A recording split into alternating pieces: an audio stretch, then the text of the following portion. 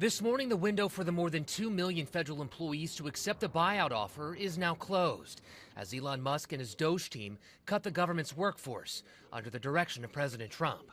Speaking remotely to the World Government Summit in Dubai overnight, Musk says he wants to delete entire agencies. It's kind of like leaving a weed. If you don't remove the roots of the weed, then it's easy for the weed to grow back.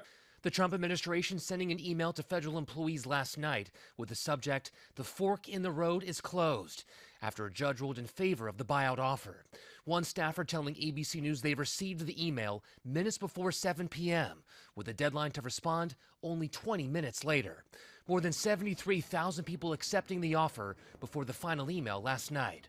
This is what President Trump campaigned on doing. He's delivering on a promise that 77 million people elected him to do. Trump set to hold a news conference later today where he says he'll outline what he calls the federal government's widespread fraud and abuse uncovered by Doge across multiple agencies. I'm going to read to you some of the names that hundreds of millions and even billions of dollars have been given to. Meanwhile, a major shift in U.S. support for Ukraine.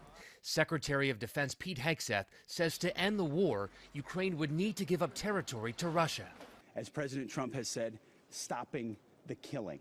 And so that will require both sides recognizing things they don't want to. It comes after the prisoner swap involving Mark Fogel, a U.S. teacher who was wrongfully detained in Russia.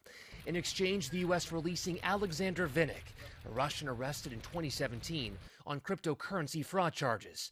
Trump says he spoke with Ukrainian President Volodymyr Zelensky and Russian President Vladimir Putin yesterday. I think we're on the way to getting peace. I think President Putin wants peace, and President Zelensky wants peace, and I want peace.